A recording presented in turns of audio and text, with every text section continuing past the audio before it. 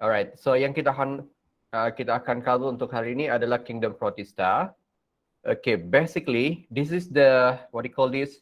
This is the pattern of the informations that you need to understand or that you need to know related to each kingdom ataupun each living organism. Okay, first kamu akan state the unique characteristic of Protista ataupun any organisms under specific kingdom, ya. Yeah.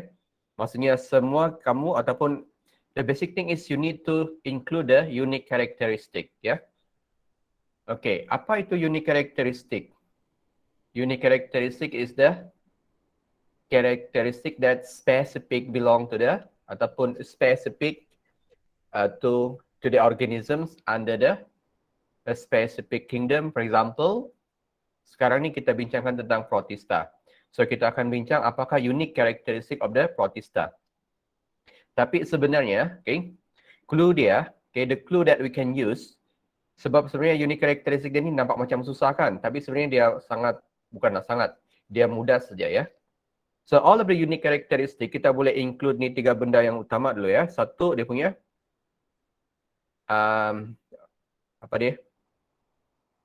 type of the cells, ya, cell type. Kemudian dia punya organism dia, kemudian dia punya feeding mode ataupun nutrition types of, saya kasih ringkas sini lah, saya tulis sini, feeding mode ataupun type of nutrition, ya. So maksudnya kita, for the unique characteristic, kamu sudah boleh masukkan at least 3 benda lah, ya.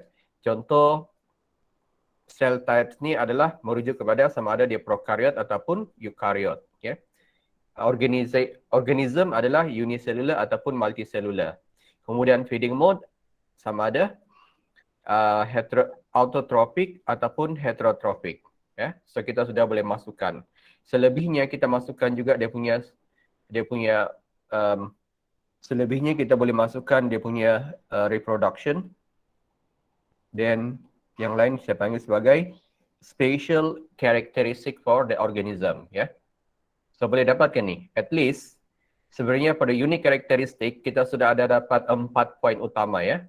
Okay, we already have the four different information related to the unique characteristic. Yang kita kena tambah adalah yang ini adalah spatial ataupun unique to ataupun specific to the organism. Okay. And then yang kedua adalah state the classification. Dan yang ketiga adalah the importance of the Protista. Okay. Alright. This same pattern, kita akan gunakan pattern yang sama ni untuk semua kingdom. Maksudnya kita mesti tahu dia punya unique characteristic, classification dan juga dia punya kepentingan dia. Okay. Boleh? Kepentingan di sini dia boleh dalam bentuk yang bentuk berfaedah ataupun dia punya benefit ataupun dia mungkin dalam bentuk yang mungkin harmful ataupun dia punya kesan yang negatif. Okay. Itu yang kita boleh masukkan dalam bahagian importance. Okay. Boleh ya? So untuk Protista, dia punya unique characteristic. Okay. Nanti kita akan tengok. Tapi at least ini kita sudah adalah, ya. Dan ini reproduction, kita boleh sebut sexual, asexual. Okay. And then next, the classification of Protista. Kita ada 2 jenis, satu algae dengan protozoa. So maksudnya ada 2 jenis lah, satu jenis fotosintetik, satu lagi protozoa. Okay, what is protozoa? Okay, protozoa tu maksudnya pro kepada zoa. Zoa tu adalah animal, ya. Maksudnya Protista is more like to animal ataupun how to say, macam animal. Lebih kurang macam itulah. Protozoa tu adalah organism yang hampir sama macam animal, ya. So what is the characteristic of animal? Apa ciri-ciri utama haiwan? Bergerak, ya. Ini locomotion ataupun kita panggil, okay, motile. Okay. Itu adalah untuk animal. So anything yang ada perkataan zoo, it's referred to the animal. Maksudnya it has the ability to move. Alright. Okay, Kingdom Protista. Okay, tengok sini dia adalah dengan eukaryotic, unicellular, and some are multicellular. Okay. Okay, dia highlight di sini adalah most adalah unicellular, tapi some multicellular, tapi di sini adalah simple ya. Simple multicellular. Okay, nanti kita tengok macam mana. Some motile, some autotrophs, heterotrophs or mixotrophs ya. Okay. Autotroph di sini maksudnya dia merujuk kepada apa ni? Autotroph is referred to the organism kan. Okay, ini adalah organism yang carry out autotrophics. Okay. Heterotrophs carry out heterotrophics. Okay, so itu kamu jangan confuse.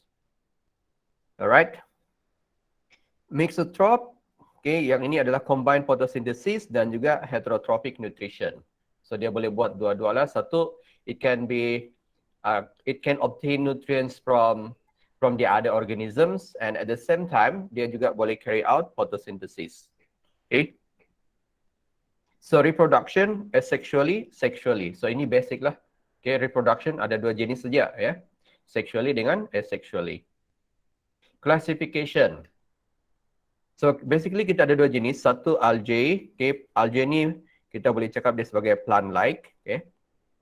Plant-like ataupun juga dianggap sebagai kita panggil sebagai the ancestor of the plant ya.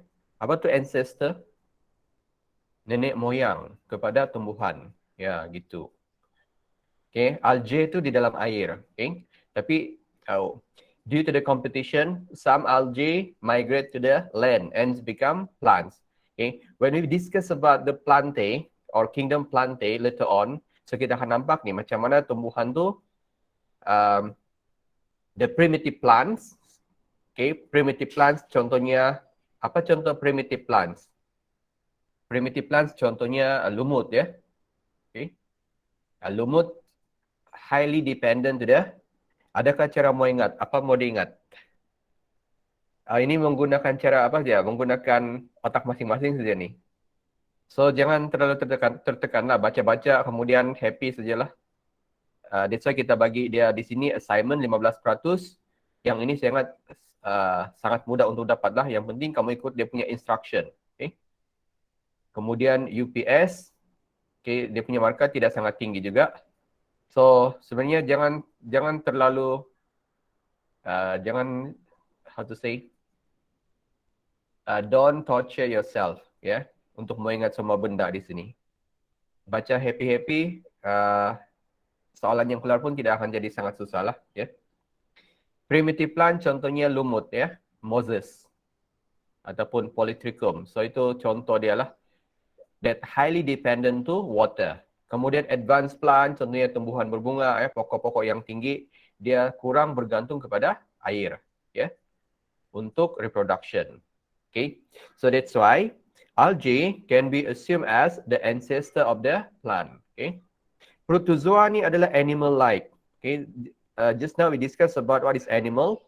So animal dia ada ability to movement atau locomotion. Okay, For algae, kita akan discuss dua benda. Satu chlorophyta, satu phaeophyta. Okay? Chloro adalah refer to the green algae. Pheo adalah brown algae. Okay? Contoh. Okay, contoh ni kamu kena ingat ya. Chlorophyta kita ada Chlamydomonas. Okay? Chlamydomonas species. Kalau phaeophyta kita ada Fucus. Okay? So ini mau ingatlah. Alright. So untuk Protista. Yeah. Okay, the classification of algae adalah based on the photosynthetic pigment. Okay, dia apa beza dia punya photosynthetic pigment? Basically chlorophyll A, kemudian chlorophyll B, chlorophyll C, dan juga accessory pigment. Okay, so later on we will see how the photosynthetic pigments in algae atau chlorophyta is different compared to the photosynthetic pigments in phaeophyta. That will give the organism its different color, green for chlorophyta and brown for phaeophyta. Suara saya kamu boleh dengar? Boleh, sir. Boleh ya? Saya tidak perlu buka kamera juga kan? Bukan nampak juga kan? Ya, yeah, okay. Alright, protozoa, ya. Yeah? Protozoa is animal-like. It based on the locomotion atau locomotive structure. So kita ada 4 phyla yang kita akan bincang ya. Kita panggil phyla ya. Phyla. So Euglenopaita. Alright, the word paita di sini ya. Paita tu merujuk kepada nampak kat sini? Paita. Nampak? Ya. Yeah. So kita boleh assume that ataupun kita boleh predict that Euglenopaita tu ada ciri-ciri apa? Ada ciri-ciri fotosintetik ataupun ada ciri-ciri tumbuhan ya, iaitu fotosintetik. Okay. Paita it's referred to the plant-like atau the plant characteristic that's carry out photosynthesis. Okay. So rhizopoda, ya. Poda tu sini merujuk kepada dia punya structure. Dia bukan animal ya, animal-like, bukan animal lagi. Tapi ada ciri-ciri animal, dia boleh bergerak. Itu sajalah. Ciri yang sama dengan animal adalah dia boleh bergerak. It's not animal. Ini saja, tinggal animal-like. Macam haiwan. Okay. Apa ciri haiwan? Bergerak. Ya. Movement atau locomotion. Okay. Rhizopoda, dia gunakan dia punya, apa tu poda? Poda tu daripada perkataan podos, ya. Podos tu maksudnya kaki. Contoh kita ada amoeba species.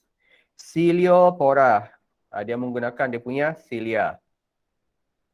Contoh kita ada paramecium. Okay. Kemudian kita ada epicomplexa, ya. Contoh kita ada plasmodium. Okay, we will discuss more about the the locomotive structure of this phyla, okay, ataupun for these organisms. Alright, so untuk the unique characteristic of the algae. Okay.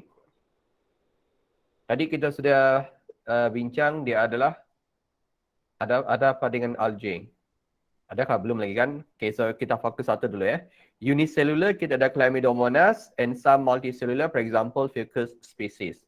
Okay, Chlamydomonas, algae kita ada dua jenis kan, Chlorophyta dengan Phaeophyta. So Chlorophyta, example Chlamydomonas, dia adalah unicellular. Okay, untuk Fucus ataupun Phaeophyta, dia adalah multicellular. Okay, tapi dia punya multicellular cell dia tidak sangat, it's not highly specific, dia punya structure dia. Okay. Plant-like. Apa maksud plant-like? So dia adalah itu kajian sini. Photosynthetic atau carry out photosynthesis. Okay, di sini ya. Undergo photosynthesis. Ini untuk siapa ini? Ini adalah untuk Chlamydomonas ya. Ini untuk Chlamydomonas. Okay, ini untuk Chlamydomonas.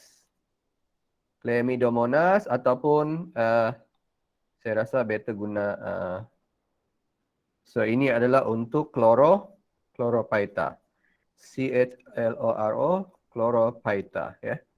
Untuk Chlorophyta boleh can undergo photosynthesis, presence of chlorophyll A and other accessory pigments.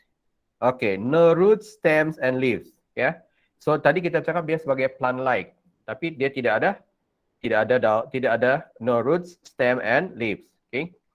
Okay, lagi satu ya. Okay, sebagai contoh, apa itu unique characteristic? Benda yang kamu ada atau benda yang kamu tidak ada? Yang ada ya. So maksudnya perkataan di sini nih sebenarnya dia bukanlah unik kan. So ini adalah option jawapan yang not really accurate to explain about Chlamydomonas, tapi boleh digunakan sebagai maklumat tambahan ya. Dan boleh digunakan dalam jawapan exam kamu. Tapi sebenarnya dia bukanlah ciri-ciri yang unik kan. Okay. Sebab dia tiada benda tu, adakah dia menjadikan dia unik? Ya. Faham kah? Faham, sir. Tapi bolehlah diletakkan sebagai jawapan lah. Ya. It will store food in the form of starch. Okay. Alright. yang kita akan, okay, how do we differentiate chlorophyta and phaeophyta? It based on what? Ini ya, dia punya photosynthetic pigment. So kita akan, please take note about this. Kalau chlorophyta, dia ada chlorophyll A and ada accessory pigment. Okay. Means dia punya primary ataupun the major type of chlorophyll atau photosynthetic pigments adalah chlorophyll A. Okay. Dia punya food storage adalah dalam bentuk starch. Okay. So ini kamu kena ingat ya, sebab nanti kita akan bandingkan, you will compare or differentiate between chlorophyta and phaeophyta. Yes, kita tengok chlorophyll dia. Nanti kita tengok apa beza dengan phaeophyta. Apa chlorophyll dia. Okay. Has two flagella. Ini flagella dia. Okay, kalau satu flagellum, kalau dua flagella. Has cup-shaped chloroplast. Dia punya chloroplast berbentuk cup. Mana satu tu? Dia punya chloroplast. Nampakkah? Ya, yang besar ni kan. Yang warna hijau tu. Okay.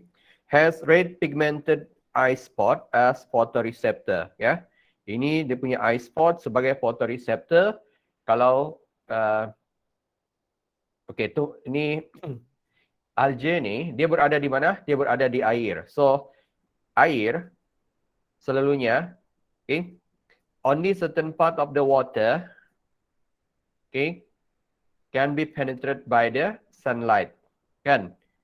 Ada certain part yang tidak ada cahaya matahari. So, this stigma atau eye spot is the photoreceptor yang akan that will detect the presence of sunlight. Dan dia pun bergeraklah ke arah matahari. Begitulah. Okay. Okay, tunggu pula. Tengok kalau fokus ya. Apa dia punya chlorophyll atau photosynthetic pigment ni? Chlorophyll A, C, carotenoid and fucoxanthin. Apa yang berlainan? Ada 3 benda kan? Okay, chlorophyll C, okay, carotenoid, fucoxanthin. So itu kena sebut spesifik.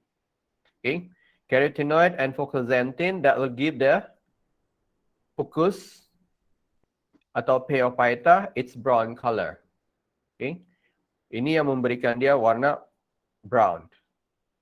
Ini chlorophyll A sama macam similar to the chlorophyta atau Chlamydomonas. Okay.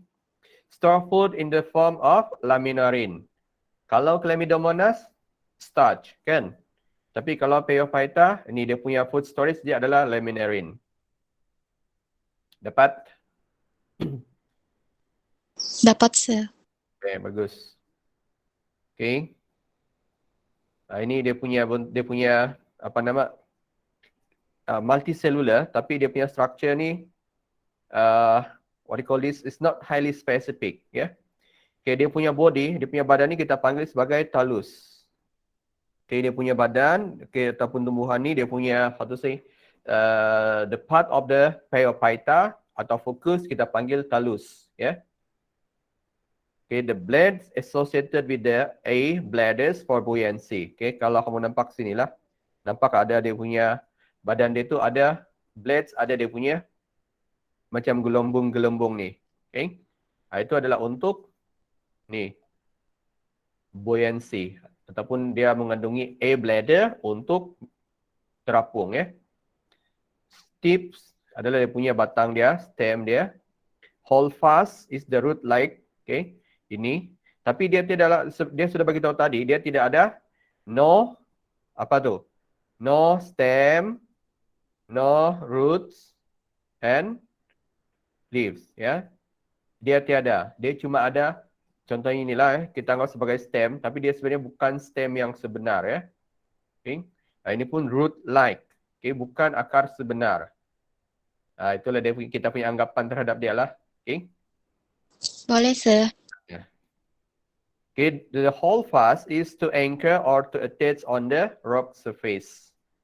Beginilah dia punya. Okay, badan dia tu kita panggil thallus. Okay, thallus kita ada air bladder ataupun ni kita panggil apa tadi? Air bladder untuk what is the use for the air bladder?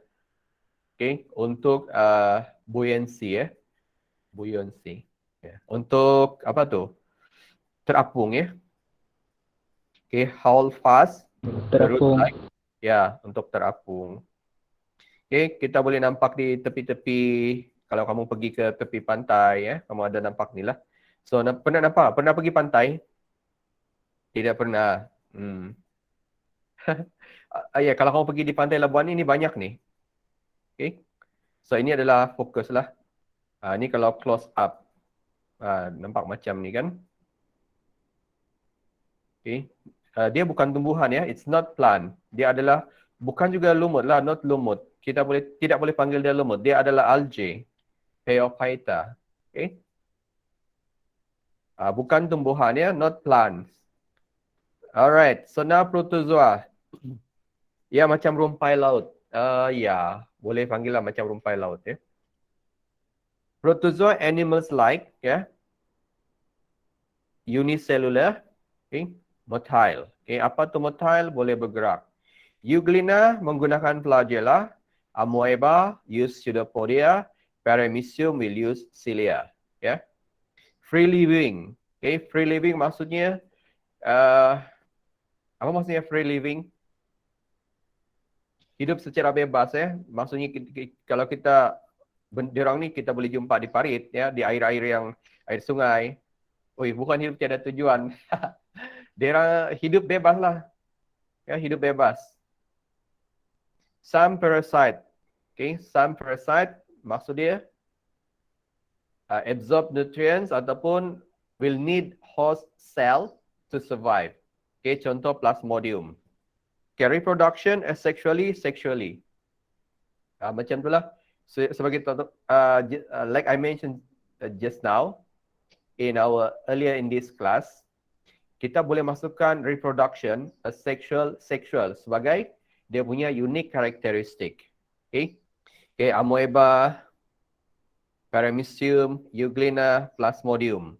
Okay. Kamu familiar dengan Amoeba, Paramecium, Euglena, tetapi ini mungkin tidak berapa familiar. Plasmodium tidak berapa familiar. Okay. Betulkah? Betul, sir. Kan sebelum ni jumpa Amoeba tahulah, Paramecium tahu, Euglena tahu, Plasmodium tidak tahu ya. So Plasmodium ni ini sekali lagi Amoeba free living, kita boleh jumpa di parit-parit, di sungai ya, air yang bertakung dia ada. Paramecium and then Euglena, tapi ini sudah enhance lah. Maksudnya diagram ni sudah bukan yang it's not natural. Ini sudah di digitalize, okay? Okay, Plasmodium. Kalau dia ada pada kita, dia mungkin berada pada kita punya red blood cell ya. Okay, kita mungkin boleh jumpa dia dalam kita punya red blood cell. Okay. Plasmodium boleh menyebabkan apa? Penyakit apa ni?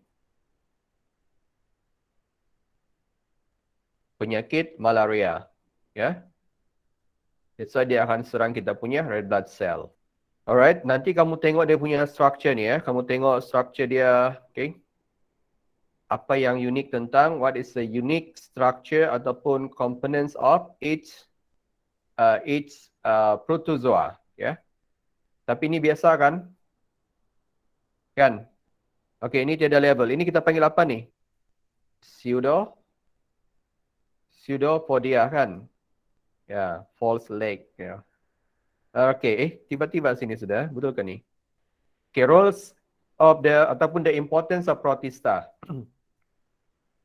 Half carbon dioxide fixation is carried out by marine algae in the surface layer of the ocean. Ya, sebab kita punya bumi ataupun kita punya ekosistem 70% consists of water. Okay, so algae banyak di laut ataupun banyak di kawasan air, kan? So in fact, half of the carbon fixation is carried out by marine algae. Okay. So maksudnya dia terlibat dalam photosynthesis. Okay. Tapi we will emphasize the carbon fixation. Alright? Apa maksudnya carbon fixation? Okay, carbon dioxide yang ada pada udara akan di fix by the algae supaya jadi makanan ataupun the food storage ataupun menjadi food kepada algae, but In return, it will release oxygen. Okay. Boleh faham? Boleh faham ke tu Kita tidak highlight photosynthesis, kita highlight carbon fixation. Alright? To fix ataupun to convert carbon dioxide into carbohydrate and release oxygen. Itu yang kita maksudkan sebagai carbon fixation. Sebenarnya dia juga adalah photosynthesis lah, tapi kalau photosynthesis, kita punya highlight ataupun kita punya main focus adalah dia punya produk, iaitu karbohidrat. Tapi kalau carbon fixation, maksudnya kita kurangkan, we will reduce the amount of carbon dioxide in the atmosphere so that dia boleh can be converted into dia boleh convert kepada sekejap saya lost control. Okay. Can be converted into oxygen. Okay. Saya tukar warna dulu.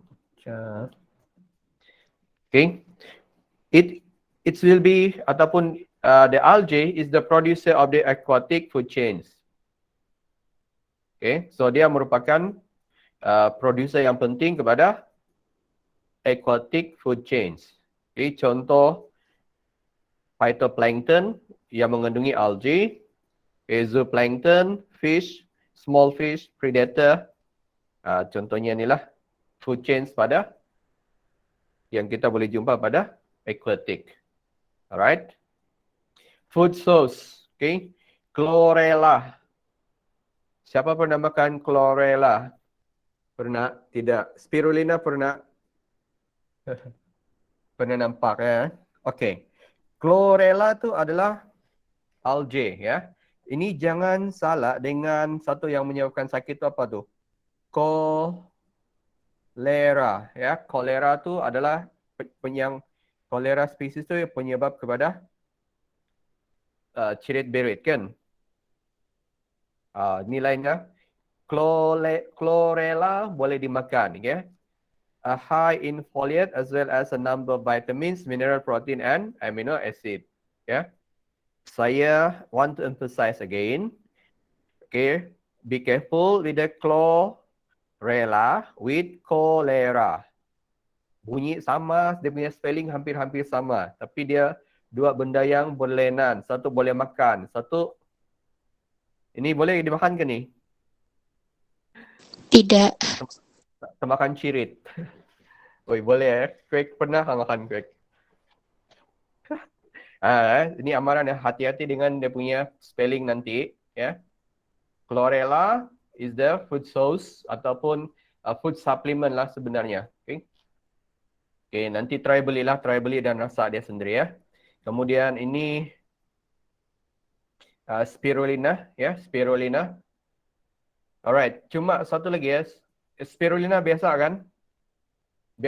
Spirulina biasa kan? Biasa dengar Okay. Cuma kalau kamu Google spirulina species spirulina species Kalau kamu Google spirulina species, dia ada jugalah benda tu ada tapi spirulina species bukan not organism ataupun not the what do you call this? Panggil apa tu not the organism yang digunakan untuk menghasilkan spirulina. Boleh faham Kalau chlorella itu daripada chlorella species. Spirulina bukan daripada spirulina species. It means that kalau kamu Google spirulina species ni ada organism ni. Tapi this is not the organism that is used to produce this supplement. Okay. Spirulina tu nama suplemen bukan nama spesies. Boleh faham? So saya padam ini spirulina tu bukan. Spirulina species is not the organisms that is used to produce spirulina. Okay. Nah, ini dia punya organism lah. Nama dia adalah ini Arthrospira platinensis. Itu yang digunakan untuk menghasilkan spirulina. Eutrophication, okay, algal bloom. Kalau kamu Google apa maksud eutrophication? What is mean by eutrophication? Eutrophication tu maksudnya lemas ataupun kekurangan oksigen, ya. Algae bloom maksudnya ya algae bertumbuh secara ataupun algae merebak dengan banyak atau dengan cepat. Itu algae bloom, ya. Tapi eutrophication means that the organisms in water will become suffocated ataupun will become, how to say, lemas ataupun tidak ada oksigen di dalam air. Ya, ikan boleh mati di dalam air sebab kekurangan oksigen. Okay, so itu adalah eutrophication. Kenapa di dalam air, ya? Kenapa di dalam air ini tiba-tiba tiada oksigen? Kenapa? Okay, ada dua soalan, ya. Kenapa importance? Saya sudah bagi tahu tadi, importance tu dia mungkin boleh berbentuk positif ataupun benefit ataupun dia berbentuk harmful, kesan yang negatif. Okay. Kenapa kita panggil dia importance? Maksudnya kita kena berhati-hati ataupun kita kena berwaspada. Okay. Kepentingan dia adalah kita kena berwaspada dengan situasi ini. Itu maksud dia.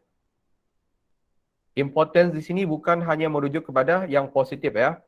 Tapi juga mungkin kalau dia berlaku, dia mungkin ada kesan-kesan yang besar terhadap ekosistem ataupun kepada manusia. Okay.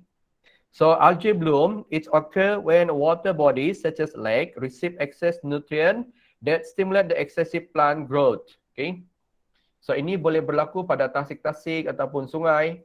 Okay, contoh, kebanyakan kita punya sungai tercemar oleh kerana apa? Pembukaan ya kimia disebabkan oleh apa? Baja, pembukaan besar-besaran ladang sawit, ya. Okay. Paling banyaklah tercemar disebabkan oleh ladang sawit, ya, sebab kita gunakan baja yang sangat banyak. Okay, the excess of the fertilizer will be worse to the. Kalau minyak spillage tidak juga, sebab minyak spillage itu dia berlaku di kilang sudah, bukan di ladang sawit. Okay, Richard kata tadi tu, di ladang sawit belum ada minyak lagi. Di kilang baru ada tu minyak sebenarnya. So minyak sawit tidak mencemarkan. Yang mencemarkan adalah satu bajak lah, ya, penggunaan bajak. Okay. The use of the fertilizer. Okay. So, okay. Kenapa? Okay, soalan saya. Kenapa when we apply the fertilizer into the palm, okay, kelapa sawit, adakah kadar serapan untuk baja itu adalah tinggi atau rendah? Kamu pernah masuk ladang sawit? Tengok tanah, okay? Dia punya jawapan dia adalah rendah, ya. Sebab bila kita apply fertilizer, chemical fertilizer into the soil, tanah tu akan mati. Okay? Apa maksudnya tanah akan mati? The natural decomposer yang ada pada tanah, contohnya cacing, bakteria akan mati, ya. So tanah tu jadi tidak subur. So bila dia tidak subur, dia akan jadi mampat. So bila kita apply fertilizer, hanya sedikit daripada fertilizer itu yang akan meresap ke dalam tanah. Selebihnya kalau hujan akan pergi ke meresap ataupun hanyut ke sungai. Itu dia punya isu dia. Okay. So kena cari cara lah supaya kita punya sawit adalah sustainable, ya. Okey, satu lagi, ya. Kita punya minyak sawit, selalunya kita akan dapat ni how to say, our palm oil ataupun kita punya produk minyak sawit ni selalunya di-ban untuk masuk ke pasaran Eropah. Sebab diorang cakap kita punya minyak sawit adalah tidak sustainable to the environment, ya. Betul lah sebenarnya, sebab kita punya ladang sawit ni sangat banyak guna bajak dan dia tidak how to say, merosakkan alam sekitar. Okay. Faham? So, Faham, sir. apa dia punya moral of the story? Adakah kita perlu berhenti berkebun sawit? Berladang sawit? Tidak. Tidak, ya.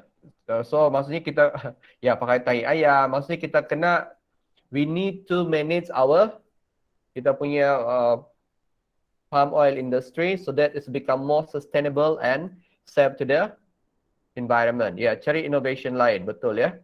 So maksudnya kita kena apalah kita perlu hidupkan tanah sawit itulah supaya dia punya kadar penyerapan pun lebih tinggi. Okay?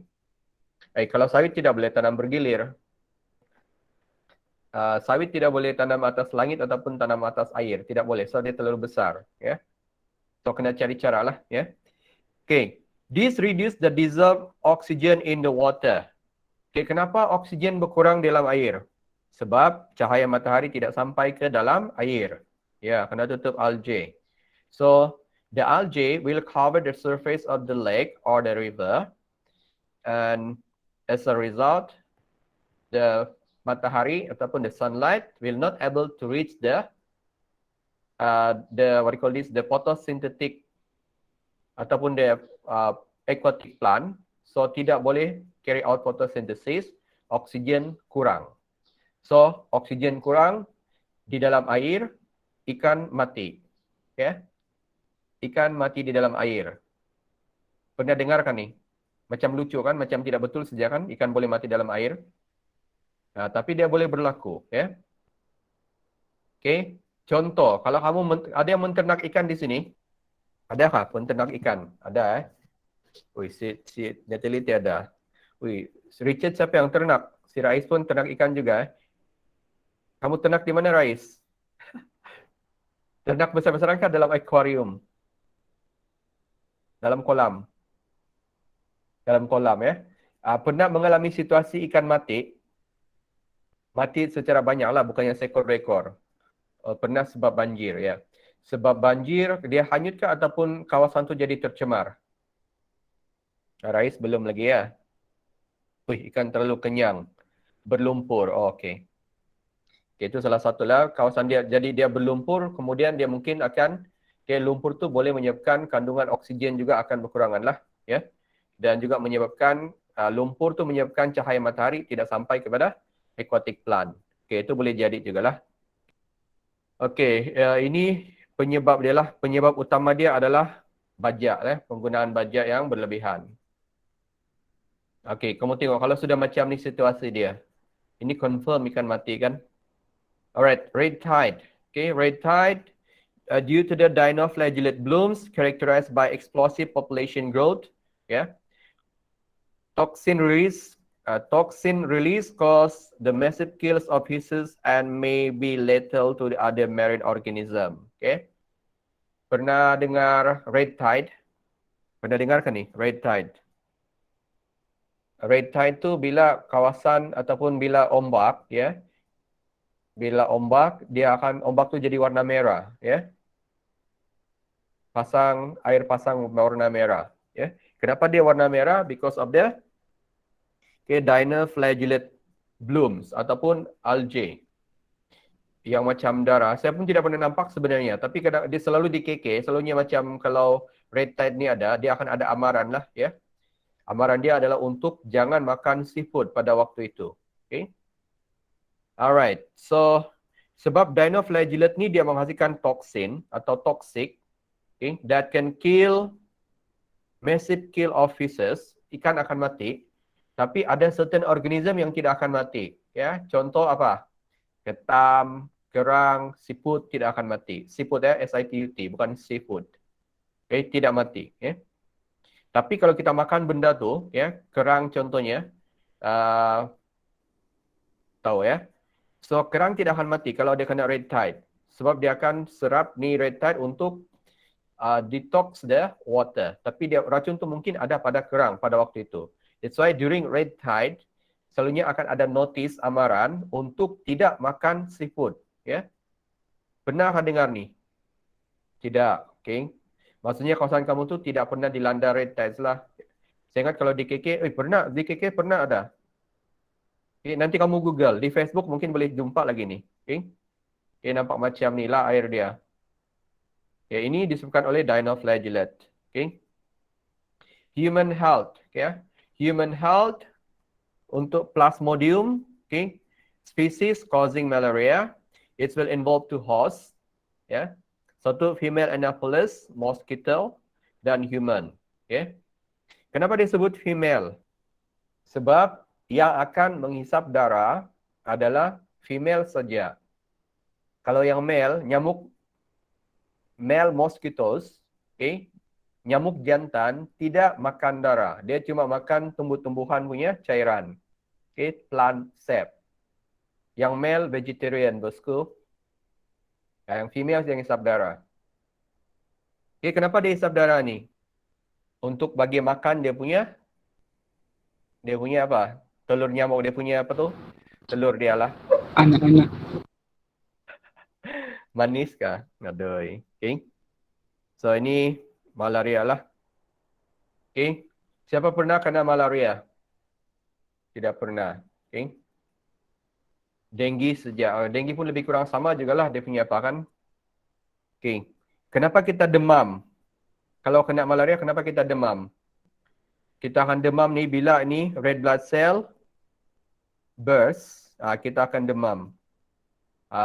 Masa itulah kita akan demam. Baru kita akan rasa menggigil tu. So kita punya red blood cell sudah banyak yang burst. Okay. Alright, sewage treatment. Okay, we also can use the algae and protozoa. Okay, to remove the waste product from the water. Yeah. So kita boleh gunakan ini sebagai cara untuk to clean the water. Nah, ini salah satulah kepentingan dia. Cuma ini kita macam nampak skeptical kan, macam tidak percaya.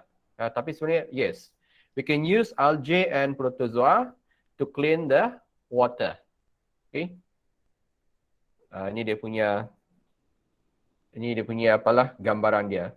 Okay. So we can incorporate the biology in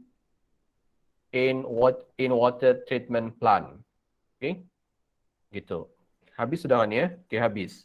Okay, saya mau cek sikit kalau mungkin saya terlepas beberapa. Okay, sudah habis sebenarnya. Ini sajalah nanti kamu yang kita mau apa? Bukan kita lah, kamu ya. Yang kamu kena ingat ataupun you need to understand is apa ciri-ciri yang ada pada protozoa yang menyebabkan dia boleh bergerak ya. Kalau Euglena, dia gunakan ni ya, flagellum for movement.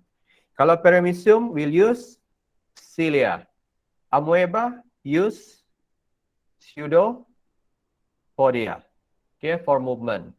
Okay, kalau Plasmodium, apa dia punya locomotive structure? Ini tidak, dia boleh dianggap sebagai non-motile. Ataupun dia sebenarnya tidak bergerak sendiri. Okay? Sebab dia akan bergerak ikut apa? It will use the fluid daripada dia punya, the body fluid of the host. Contoh kalau nyamuk, okay, kalau manusia, di mana dia punya body fluid? Di mana dia akan bergerak ni? Dalam blood lah kan? Okay? Di dalam blood capillary contohnya. Ya, dalam kita punya blood vessel. Okay? Boleh faham ke ni? Protozoa, Euglena, Paramecium, Amoeba will have its own specific structure for locomotion. But for Apicomplexa atau Plasmodium, no specific structure for locomotion. Boleh faham? Boleh, sir. Jadi macam manalah dia bergerak? Okay? Maksudnya dia tidak bergerak sendirilah. Dia tidak ada kebolehan untuk bergerak sendiri.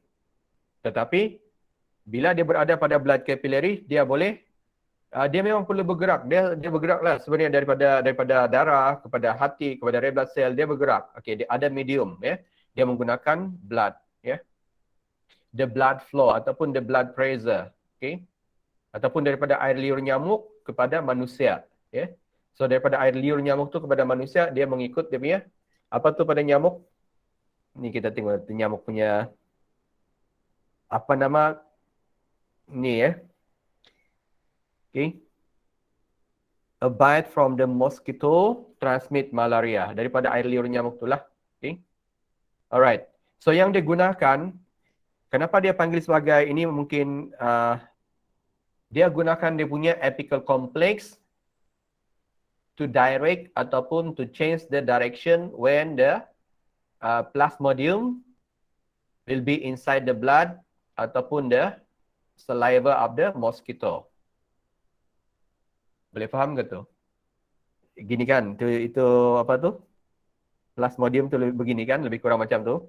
Dia guna, ya. So, dia gunakan dia punya hujung ni, apical complex dia untuk to change the direction, to glide ataupun to move in the blood capillary ataupun in the saliva of the mosquito. Boleh faham ke? Dia guna dia punya apa nama? Dia punya hujung-hujung tu untuk change the movement atau the direction.